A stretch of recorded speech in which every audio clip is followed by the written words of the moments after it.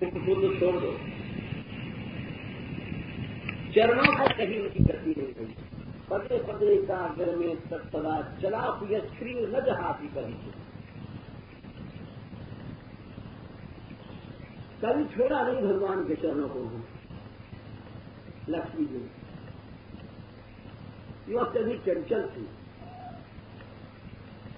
और सदा अपने कर कमल में लेकर के उन चरणों को लालन करती हूँ। अनंत लक्ष्मी की जो स्वामिनी है, जैसे किसी गरीब को कोई वस्तु मिल जाए तो उसको लेकर के संभालता है, संवारता है, ऐसे परम धन मान करके भगवान के उन चरणों को पदे पदे का गिर में तत्पदा चला श्री न जहाती कहीं थी, कभी चरणों को नहीं छोड़ती। इसीलिए श्री नीति क्रम का सौभाग्य की शोभा की श्री की जो उत्पत्ति भूमि है या स्थिति भूमि है वो है भगवान के चरण। और एक और जगह लिखा श्री निकेतन के बारे में कि लक्ष्मी जी पैदा कहां से बनी थी? कमल, उनका नाम है कमला। कमल से पैदा हुई है, हाथ में भी कमल रखती है, कमल के समान सुंदर शोभन अंग वाली है, कमल के समान जिनकी जीव सुगंधी रहती है। जिस समय लक्ष्मी जी ने भगवान के चरणों को देखा तो सदा के लिए कमल को छोड़ दिया। सा श्री स्ववासम अरविंद वनम विहाय यत्पाद सौभगमलम भजते नुरक्ता। देखो, सुंदर व्यक्ति बैठेगा सुंदर आसन पर। आपके यहां कोई अतिथि आता है तो सुंदर आसन बिस्तर बिछाओगे, गद्दा तकिया रखते हो। इसी तरह से लक्ष्मी जी सुंदरता की देवी हैं, उनका नाम है श्री। और श्री होने के बाद बैठती कहां है, रहती कहां है? कमल पर। सुखदेव जी बोले सा श्री स्ववासम अरविंद वनम। कमल के वनों में लक्ष्मी जी रहती है। बड़ा सुंदर कमल का बिछौना है, कोमल है, सुगंधित है, शीतल है। और उस कमल वन में रहने वाली जो सुंदरता की देवी कमला थी, वे अपने उस वासम अरविंद वनम विहाय उस कमल के वनों को छोड़ दिया। कब छोड़ा? जब भगवान के चरण कमल देखे। लक्ष्मी जी समुद्र मंथन से प्रकट भई तो कमल के ऊपर बैठी हुई थी, सभी लोग जानते हैं। और जिस समय उन्होंने भगवान के चरण देखे,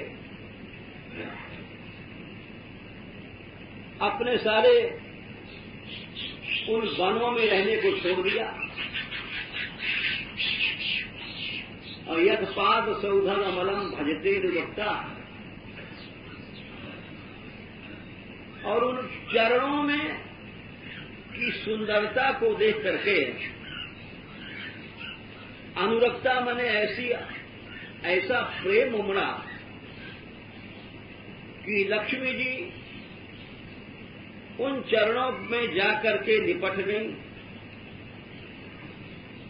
और उन भगवान के सुंदर नील कमल के समान चरणों को देखती रहती हैं, अपने हाथों से सहलाती रहती हैं, उन चरणों की सेवा करती हैं। पाद सेवन भक्ति की आचार्य लक्ष्मी जी मानी गई कि चरण दबाना, चरणों से प्यार करना, चरणों को लालन करना, ये सब लक्ष्मी जी ही जानती हैं। तो सुखदेव जी ने लिखा कि यदपाद सौभगम सा श्री स्ववासम अरविंद वनम विहाय यतपाद सौभगमलम भजते नुरक्ता। इसीलिए गोष्ठियां बोली यहां कि आपके चरण कहते हैं बोले श्री निकेतनम, शोभा की या श्री की या सौभाग्य के निकेतन है। अब चौथा विशेषण आता है, आपके चरण कैसे हैं? फणि फणार्पितम।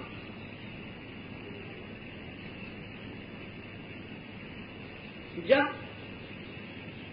कमल से भी अधिक सुंदर हैं, शीतल हैं, तो कोई ये न समझे कि ये बड़े कमजोर होंगे, क्योंकि फूल बड़ा कोमल होता है, कमजोर होता है। इसीलिए एक चौथा विशेषण और दिया कि बड़े कोमल हैं भगवान के चरण, बड़े ही सुंदर हैं भगवान के चरण, परंतु उन चरणों की सामर्थ्य देखो, उस कोमलता की ताकत को देखो कि वे जो कमल से भी अधिक सुंदर और कोमल सुकुमार चरण थे, उन चरण कमलों को प्रभु जी ने फणि फणार्पितम, कालिए नाग के जो सैकड़ों फण थे उन पर जाकर रख दिया।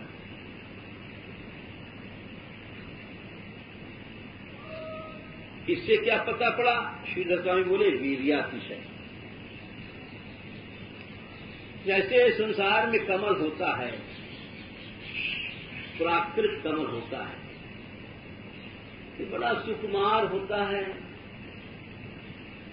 कोमल होता है, तो भगवान के भी सुकुमार और कोमल चरण हैं, किंतु प्राकृत कमल में वीर्यातिरेक नहीं होता।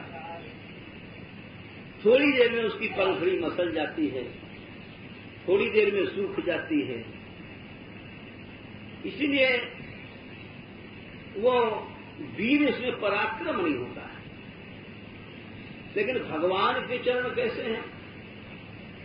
भगवान के श्री चरणारविंद अत्यधिक कोमल हैं, अत्यधिक सुकुमार होते हुए भी उनमें वीर्यातिरेक इतना है कि भयंकर विषधर कालिया के मस्तकों पर रखा और उस चरण के वीर्य पराक्रम से उसका विष शांत हुआ, चित्त का भी विष चला गया।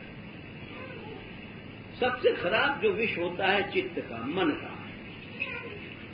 देखो भाई, बाहर का विष जो होता है ना, मान लो किसी को सर्प ने काट लिया, ठीक है, वो मान लो मर गया। बड़े बड़े अच्छे महात्माओं को भी सर्प काट जाता है, क्योंकि वो ये एक अंग्रेजी में कहावत है, nature is no respecter of super self. प्रकृति ही नहीं देखती है कि कौन साधु है, संत है, अच्छा है, बुरा है। अब मान लो ऊपर से ओला गिर रहा है, पत्थर, तो चाहे साधु महात्मा खड़े हैं, चाहे सज्जन पुरुष खड़ा है, चाहे दुष्ट खड़ा है, सबके ऊपर ओला पड़ेगा। No respecter of super self, ये प्रकृति का कायदा है। मान लो पानी बरस रहा है, तो चाहे कोई बड़े ऊंचे महापुरुष जा रहे हैं, चाहे कोई गुंडा जा रहा है, सब पर बरसेगा तो पानी। उसका काम है बराबर। धूप पड़ रही है, लू चल रही है, तो क्या कितना ऊंचे परमहंस जा रहे हैं, धूप लू उनको भी जलाएगी और दुष्ट को भी जलाएगी, सबके लिए। जाड़ा पड़ रहा है, तो चाहे कितने भी ऊंचे महापुरुष जी हैं, सज्जन हैं, परमहंस जी हैं, और एक बदमाश है, हत्यारा है, दोनों गुजारा लगेगा, ठुकरेंगे। तो इसीलिए कहा गया कि nature is no respecter of super self. किसी का सम्मान तो करती नहीं। तो जो कालियानाग का विष था, विष का स्वभाव होता है तो हर एक को मारेगा। और इस बाहरी विष से भयानक होता है मन का विष। मन का विष तो मानो सर्प ने किसी को काट लिया, कोई महात्मा मर गया, लेकिन मरते समय प्रभु को स्मरण करते हुए मरा, भले ही शरीर छूट गया लेकिन उसकी दुर्गति नहीं होती है, उसका चित्त हमेशा वही संत ही बना रहेगा। भगवान के भक्त की और वैष्णव की अकाल मृत्यु नहीं होती। इसीलिए कहा जाता है अकाल मृत्यु हरणम सर्वव्याधि विनाशनम विष्णु पादोदकम पीत्वा पुनर्जन्म विद्यते। भगवान का चरणामृत लेने वाले की अकाल मृत्यु नहीं होती, निश्चित बात है। राजा परीक्षित को सर्प ने काटा लेकिन वो मुक्त हुए। कायदे से उनको अकाल मृत्यु से मुक्त नहीं होना चाहिए, परंतु नहीं, जो भगवान का भक्त है उसकी अकाल मृत्यु नहीं है। ये एक नियम है। फिर भगवान की भक्ति की महिमा क्या है? जो भी भगवान की भक्ति करता है उसकी कभी भी अकाल मृत्यु नहीं हो सकती। उद्धव जी ने कहा था एक जगह, स्वयोपभुक्त सगंध वासो अलंकार चर्चिता उच्छिष्ट भोजनो दासा तव मायाम जये मई। बड़ी बढ़िया बात है। बोला माया को लोग जीतने की कोशिश करते हैं, बड़ा बड़ा साधन करते हैं, कोई ज्ञान की बातें करता है, कोई योग करता है, समाधि लगाता है, प्राणायाम करता है, कोई लाख लाख वर्ष की समाधि लगाने वाले हैं। ऐसे ऐसे ऋषि हैं जिनके लाखों वर्ष बैठे बैठे चले गए। दीमक चढ़ गई, चंद ऋषि को देखो, वाल्मीकि को देखो, बैठे हैं, शरीर में दीमक लग गई, पता नहीं पड़ा, कहीं कितने हजारों लाखों वर्ष बीत गए। उद्धव जी बोले इतना कठिन साधन करने की जरूरत क्या है? अरे उच्छिष्ट भोजनो दासा, भगवान का प्रसाद पाओ, जूठन पाओ, तब मायाम जये नहीं। आराम से माया जीते, लड़ुआ खाते जाओ और माया जीते।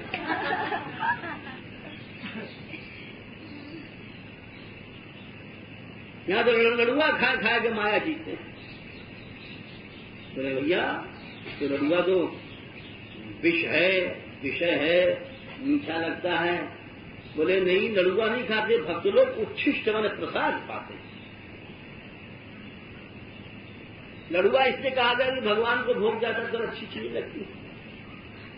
खीर है, लड्डू है, अब कहीं पंगत होगी तो बढ़िया बढ़िया सामग्री बनती है। आज पंगत है, कहीं पंगत के माने थोड़ी होता है कि साहब जाओ बाजरे की टिक्कर मिल जाएंगे, रूखे सूखे चटनी मिल जाएगी। पंगत माने है कि मतलब विशेष बात है कुछ नहीं। और अगर कोई बाजरे की टिक्कर और चटनी की पंगत करके देख ले तो उस खानदानी की नाक कट जाएगी, हजारों गाली मिलेगी। ऐसी पंगत कौन किसकी सामर्थ्य करेगा? कोई नहीं कर सकता। अरे पंगत में तो जरा सा बाबा खीर भी कम मीठी हो या दूध गड़बड़ हो जाए थोड़ा बहुत तो हजारों गाली कर देते लोग, कैसा बनाया है, कैसा बनाया है, इसी सब गड़बड़ कर दिया। एक जगह पंगत भाई तो पाए के आए थे कुछ ब्रजवासी, नंदगांव के थे, तो बोले गुरु जी, अरे विश्वधन ने ऐसी पंगत कराई, मोहड़े छिल गए, वैसे वैसी पूरी बनाई, मोहड़े छिल गए हमारे तो बताओ, एक तो माने पंगत गिराई बेचारे ने और फिर हजारों गाली दिया कि मोहड़े छिल गए सारे ने। तो पंगत के माने ही होता है कि विशेष भोजन, इसलिए हमने कहा उच्छिष्ट भोजना, भगवत प्रसाद पाने से ही हम लोग माया से कर जाएंगे। कितना सरल साधन, कितना सुगम। स्वयोपभुक्त सृगंध वासो अलंकार चर्चिता, भगवान की प्रसादी माला है, भगवान के प्रसादी इत्र है, भगवान के प्रसादी आभूषण है, सृगंध वासो अलंकार, उनका प्रसादी अलंकार चंदन है, चर्चिता चंदन है। ये सब धारण करने से माया शक्ति घटती है, नष्ट होती है, हमको तुमको दिखाई नहीं पड़ता। अरे भाई आप ये देखो कि जिस समय हाँ ठीक है, जिस समय इंजेक्शन लगाता है कोई डॉक्टर आता है, अब आप सोचो किसी को बुखार है, इंजेक्शन लगा, तो इंजेक्शन लगते में दिखाई थोड़ी पड़ता है कि हाँ हमारा बुखार कम हो गया है, क्या हुआ, बस लग गया। उसके बाद आपको नतीजा दिखाई पड़ेगा, हाँ 2 घंटे में 2.5 घंटे में वही इंजेक्शन का असर हुआ, बुखार उतरा। तो भगवान की प्रसादी भी पाने से, प्रसादी वस्तु को ग्रहण करने से ये दिखाई नहीं पड़ता हमको तुमको कि माया का पेट घटा, लेकिन घटता है, ये शास्त्र का प्रमाण। इसीलिए उसको सम्मान के साथ पाना चाहिए। वो बड़ा अभागा है, बड़ा ही अभागा है, तो भगवत प्रसाद का महत्व नहीं समझता, बड़ा ही भावना शून्य है, और उससे ज्यादा अभागा कोई नहीं है जो भगवान के प्रसाद की, भगवत प्रसादी वस्तु की महिमा नहीं जानता है। वो इंद्र भी होता है तो दलिद्री बन जाता है, यही हुआ था, इंद्र दलिद्री क्यों बने थे? वैकुंठ से दुर्वासा जी आए, भगवान की प्रसादी माला पहने थे और स्वर्ग से होते आ रहे, तो इंद्र ने देखा उनको, अब बड़े ऋषि हैं नामी, तो प्रणाम करने के लिए जाना पड़ा। तो ऐरावत हाथी पर बैठे बैठे महाराज प्रणाम किया। दुर्वासा जी ने विचार किया कि देवराज है, इसको भी भगवान की कृपा मिले, तो अपने गले में जो उन्होंने माला पहन रखी थी भगवान की प्रसादी, वो उठाकर उन्होंने उतार करके और इंद्र के गले में डाल दिया। इसलिए नहीं कि मेरी प्रसादी, अरे भगवान की प्रसादी कभी झूठी नहीं होती, तुमने पहन लिया या इन्होंने पहन लिया, अगर भाव से देखो तो कभी झूठी नहीं होती है। केवल मूढ़ व्यक्ति सोचता है कि भाई ये उनकी पहनी भाई है, उनकी पहनी भाई है। जो भगवान की जो प्रसादी है तो सदा, और अक्सर ऐसी गलती प्राय यहां हर आदमी करता है। इंद्र की बात नहीं है, लोग तो कथा सुन के इंद्र पे हंसते हैं, बड़ा नालायक था इंद्र। अभी कोई माला पहन के वहां से आ रहा है बच्चा और उतार के तुमको दे दे किसी बड़े बूढ़े को, विद्वान को, पंडित को या किसी संत को, तो कहेंगे इसकी अरे इसने बड़ा मूर्ख है, अपने उत्तीर्ण प्रसादी हमको दे दिया। तो ये जड़ बुद्धि है। जड़ बुद्धि वाला व्यक्ति ये सोचता है कि ये उस व्यक्ति के गले में से आ रही है। भगवान का प्रसाद कभी भी झूठा नहीं होता। तो जो इंद्र ने गलती किया वो हम सब लोग गलती करते रहते हैं, पता नहीं पड़ता है। इंद्र ने सोचा कि दुर्वासा जी ने अपनी माला उतार करके हमको दिया, मैं तीनों लोग का स्वामी इंद्र देवराज, ये समस्त सूर्य 12 आदित्य वगैरह ये सब हमारी उपासना करते हैं, अष्टवसु हैं, 11 रुद्र हैं, ये सब मिलकर 33 होते हैं, 33 करोड़ देवता मेरी उपासना करते हैं, मैं इंद्र हूं।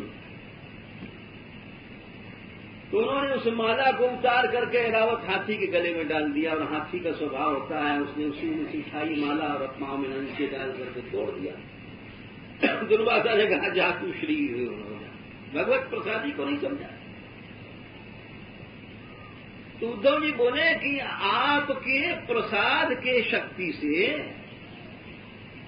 भक्त लोग लड़ुआ खा खा के माया कर जाते हैं। उच्छिष्ट भोजनो दासा तव माया मुझे, हजारों लोग लाखों वर्ष समाधि लगाते हैं भगवान की प्रसादी शक्ति से। इसीलिए भगवान की अनंत वीर्यातिशय के कारण ही उनके चरणामृत में शक्ति होती है कि वो मनुष्य के अकाल मृत्यु का हरण कर देता है। कोई व्यक्ति ये सोचे ये तो पानी मात्र है, तो बात यही है कि भावना शून्य है, और जिसके अंदर भाव नहीं है उसके अंदर न भक्ति है न भगवान का कोई विकास होगा। वो तो सदा भाव ही में रहेगा। भगवान किसी भी साधन से वश में नहीं होते, भाव अवश्य भगवान, न ज्ञान से, न वैराग्य से, न योग से, न किसी तप से। भगवान भाव अवश्य भगवान। यदि तुम्हारे में भावना नहीं है तो फिर तुम कोई भी साधन करते रहो, सद्भाव सिद्धि बिना, उसके बिना कोई सिद्धि तुमको नहीं हो सकती। इसीलिए ये जो चौथा विशेषण बताया श्रीधर स्वामी ने श्री कृष्ण के चरणारविंद का, वीर्यातिशय, काली नाक पर रखा और उसका विष तो चला गया, छोटी बात थी। विष से भी अधिक बात है जो चित्त का दूषण, यद दंदुषु कत्वमो का नाल पत्नियों ने कहा था, महाराज वयम खलाह सहोत्पत्त्या, हमारा लोगों को परिचय तो आप देखिए, हम जन्मजात दुष्ट हैं। इस सर्प जन्मजात दुष्ट होता है, काला सर्प। इसके भीतर आप क्षमा नहीं पाओगे, दया नहीं पाओगे। ये अपने बच्चों को खा जाती है सर्पणी, अंडा रखती, सैकड़ों अंडों खुद खा जाती है। जो अपनी संतान को खा जाए उसके अंदर कहाँ दया होगी? जो अपनी संतान को ही खा जाए वो दूसरे पर क्या दया करेगी? आदमी कितना भी दुष्ट होगा, चोर हो, गुंडा होता है, लोग बड़े बड़े डाकू भी अपने घर में डाका मार के अपने घर में लाते हैं, अपनी बहू बच्चे के पास रहते हैं। बड़े से बड़े लोग हैं, नेता लोग हैं, मिनिस्टर वगैरह घूस लेते हैं, क्यों लेते हैं? अपने घर में लाके भरते हैं। लेकिन सर्प कितना दुष्ट है कि अपने बच्चों खा जाए। तो नागिनी बोली वयम खलाह सहोत्पत्त्या, हम तो जन्मजात दुष्ट हैं। तो क्यों? तामसा दीर्घमन्यवा, जो तामस का पहचान क्या? मुझे बहुत देर तक अपनी बाया पे हाथ गुस्सा, आज गुस्सा हो गया तो 10-10 दिन तक गुस्सा ही बना हुआ है, वो तामस स्वभाव। आप देख लो संसार में बच्चे फिर भी थोड़ी देर में लड़के एक हो जाते हैं, लेकिन जो जो मनुष्य बढ़ता है 50-50 साल हो जाएंगे, भाई भाई में बोलचाल नहीं होगी। मनुष्य कितना दुष्ट है, दीर्घमन्यवा, और ऐसे लोगों को मनुष्य बोला जाता है। मनुष्य तो उनको कहलाने का हक ही नहीं है। दीर्घमन्यवा, नागरियां कहती हैं कि तामस की पहचान क्या है? दीर्घ काल तक जिसके हृदय में मन्यु बात कड़ी रहे, चित्त में याद रखे, क्षमा नहीं करे, बदला लेने की सोचे, प्रतिकार की सोचे, उसको तामस स्वभाव है। संत ऐसे नहीं होते, भक्त ऐसे नहीं होते। वयम खला सहोत्पत्त्या तामसा दीर्घमन्यवा, बोले स्वभावो दुस्तेजो ना, स्वभाव कभी नहीं छूटता। चिता पे जल जाओ, फिर अगला जन्म होगा, यही स्वभाव रहेगा तुम्हारा। जैसे तुम गुस्सा करते हो, जैसे लड़ते हो, जैसे झगड़ते हो, यही स्वभाव लेकर पैदा होगे। ये नहीं बदलेगा। ये बदलेगा तो केवल सत्संग से, ज्ञान से बदलता है। चिता पे जलने से नहीं बदलेगा। यानी कितनी बार हम लोग चिता पर जले होंगे, लेकिन आज तक स्वभाव का दूषण नहीं गया, जा ही नहीं सकता। सत्संग की महिमा क्यों है कि केवल ही जो मानसिक दोष जाएंगे सत्संग से, और कोई उपाय नहीं। मानस दोष बहुत में गाए हैं, सबके लख बिरले ही पाए। ये किसी को दिखाई नहीं पड़ता अपना दोष। हर आदमी अंधा है, दिखता कब है? जब सदगुरु वैद्य वचन विश्वासा, तब बताते हैं तेरा काम है, तेरा क्रोध है, ये तेरा अहम है। तो स्वभावो दुष्टजो नाथ लोका नाम यद सदग्रह, इसी कारण लोग हठ करते हैं, असत वस्तु को प्रकटते हैं। असदग्रह, इसके दो अर्थ हैं, असतो ग्रह और असत एव ग्रह। झूठी बात को पकड़ना जैसे हम लोग संसार को पकड़ रखा है, ये हमारा पैसा, हमारा कुटुंब, हमारा जमीन जायदाद, ये सब झूठा चीज पकड़ रखा है, हमारा कुछ भी नहीं है। तुम अलग जाओगे, तुम्हारी बहू अलग जाएगी, बेटा अलग जाएगा, सब लोग अलग अलग जाते हैं, लेकिन फिर भी कहते हैं हमारा हमारा। ये क्या असल ग्रह? जो चीज छूटनी है छूट चुकी है, छूट रही है, उसको हम लोग पकड़े बैठे हैं। और दूसरा अर्थ यह है कि हठ का स्वभाव ही असत है। मनुष्य आज तक माया को नहीं छोड़ पाया, क्यों? असत ग्रह। तो भगवान के चरणों के प्रताप से उसका स्वभाव ही बदल गया, विष भी चला गया। तो इसीलिए ये चौथा भगवान को गुण बताया। पहला गुण बताया गोपियों ने कि भगवान का प्रणत पालकत्व, दूसरा कृपा, तीसरा श्री निकेतन और चौथा वीर्यातिरेक। इस तरह से श्रीधर स्वामी की टीका समाप्त होती है। अब सनातन गोस्वामी जी की टीका कल चलेगी। प्रणत इसी श्लोक पर अभी श्लोक चलेगा। प्रणतदेहिनाम पापकर्षणम प्रसाद प्रणतदेहिनाम पापकर्षणम तृणचरानुगम श्रीनिकेतनम फणिफणार्पितम ते पदाम्बुजम तृणकुचेषुनः सुंदीरच्छयम्। नमो महद्भ्योऽस्तु नमः शिशुभ्यो, नमो युवभ्यो नमः आवटुभ्यः। ये ब्राह्मणानाम् अवधूतलिङ्गाः शरन्ति देव्या शिवमस्तु राज्ञाम्।